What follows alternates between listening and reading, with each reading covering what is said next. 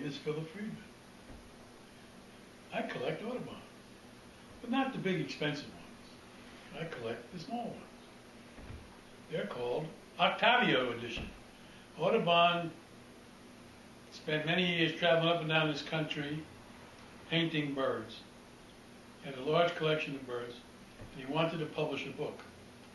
There was another guy who had published a book like that, and when Audubon went to, I forget his name, frankly, when Audubon went to Philadelphia to try to get his book published, that was the center of publishing at that time, he wasn't able to get a publisher.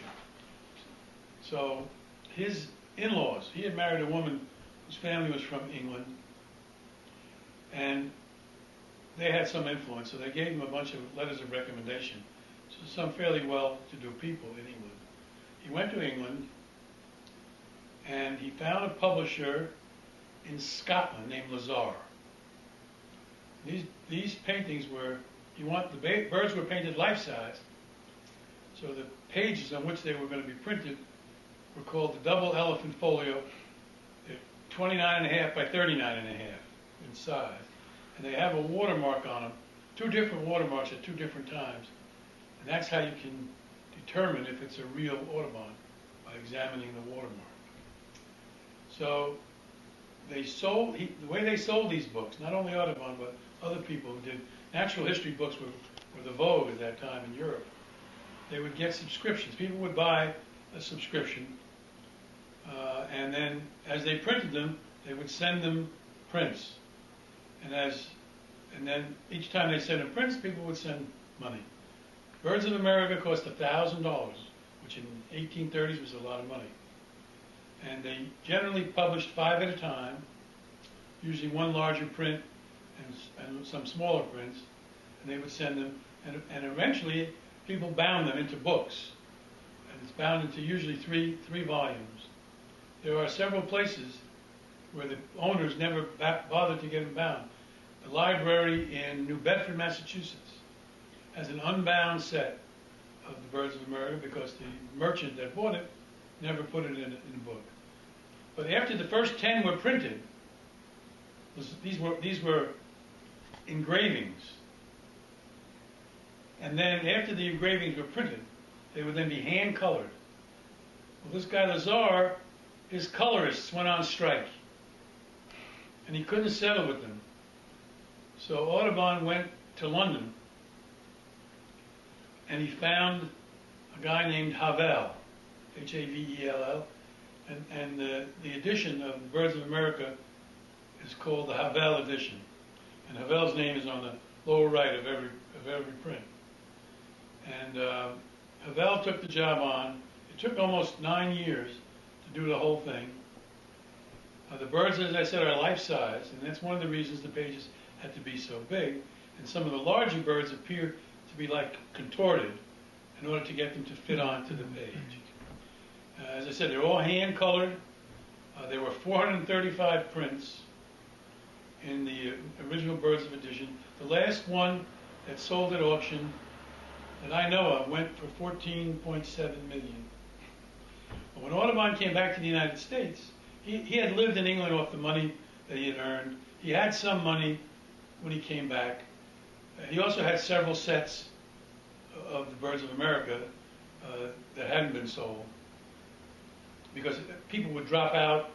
They would print different amounts of each print, so they ended up with prints, extra prints here and there.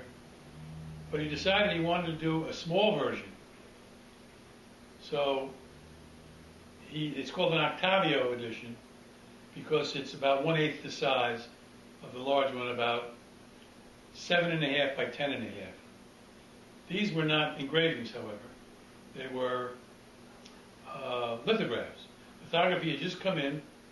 A guy named Bowen was the leading lithographer in America. He was in Philadelphia.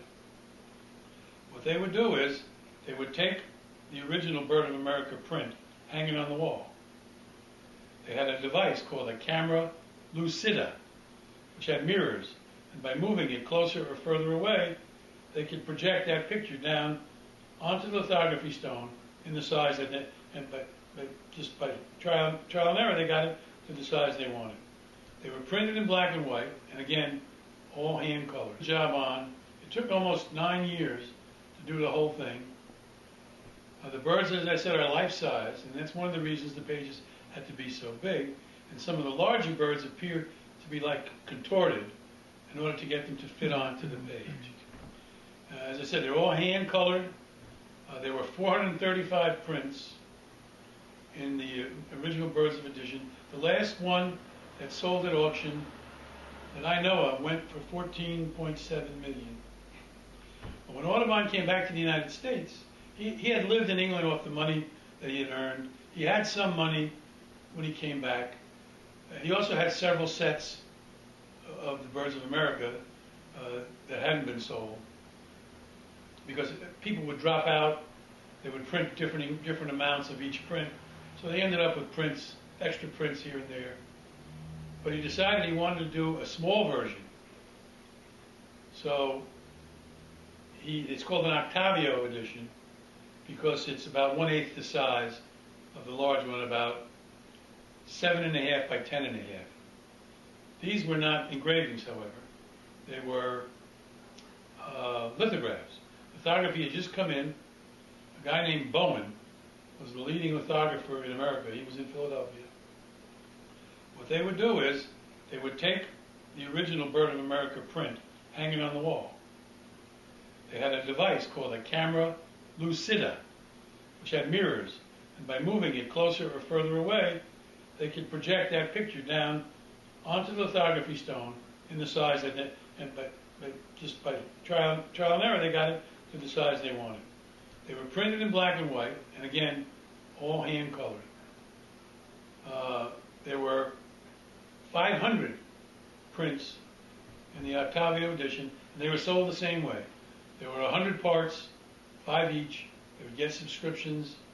They would send them the 5 prints. People would send $1. It was $100 to buy the Octavio edition.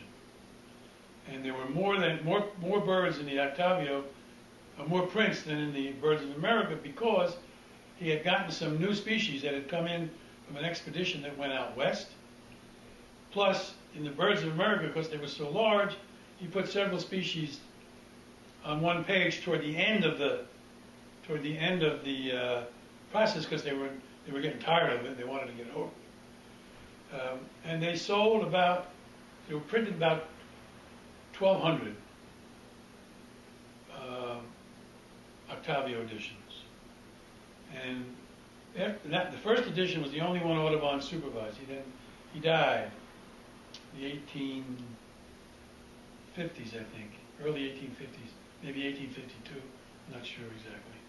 And his sons thereafter published several more editions, I think 5 or 6 of the Octavio editions. But they thought it would look nice if they had a colored background.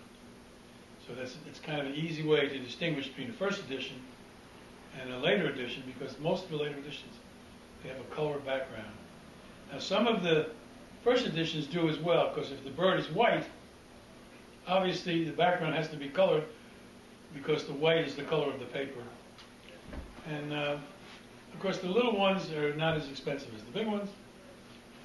The latest sale that I'm aware of, that book was bound into about 7 volumes,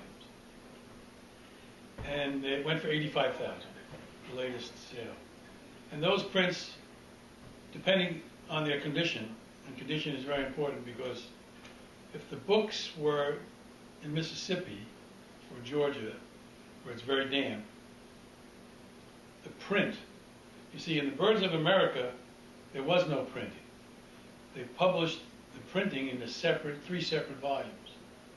And the reason for that was that there was a law in England that if you published a book that had printed it, you were obligated to send a copy to 12 regional libraries all around the country. Now, for the average book, that's not a problem. But for the Birds of America, it was a problem. So they published the printed material separately, and those 3 books go for a big number right now, too.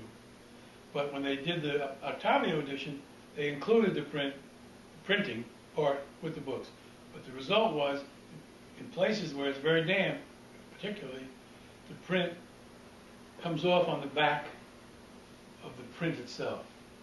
In other words, so that if it's bad enough, you can actually see it from the front.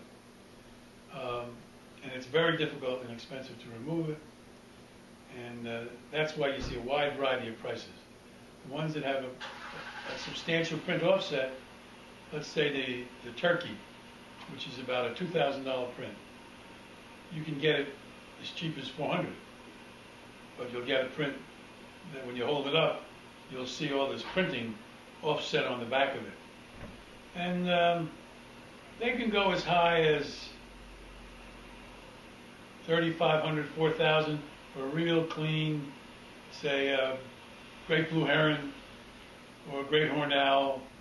And the value of these have to do with the subject matter. People are more interested in birds that they know than birds that they don't know. And so that the more popular birds go for more money. And you can get a Bird of America print for as low as $2,000, $3,000. Some little bird that you never heard of from Kansas or somewhere, in the middle of this huge piece of paper. And of course, people aren't that interested in those, so they're much less. But the flamingo, for example, of the Birds of America can go for $200,000. As can the osprey, or the male turkey, or the female turkey with young. Great white pelican, I saw one recently, went for $180,000. This is one print now, and the whole thing is sold at auction. For the last one that I know of, there's very few left in private hands, and mostly in museums, libraries, and so on. 14.7 million. The original paintings, after Audubon died, he lived in New York City. His widow sold the paintings to the New York Historical Society for $6,000. All but one. One was in private hands. It was the Condor, #1 print, #1 plate. And it was in a family in California, went down through their generations. About 10 years ago, the last person who inherited it donated it to the New York Historical Society, and they now have all the original paintings, which they display on a rotating basis. Each painting gets shown once every 10 years because they don't want it exposed to light, because a lot of them are watercolors. That's in a thumbnail. And it's an interesting collectible. You can keep it in a nice little portfolio. You know, I have some framed. There's one on the wall right there, seagull. And you can look online. And you see it there, right behind the wooden bird there on the wall. And just as a matter of interest, let me show you. If you take a picture of that one on the wall,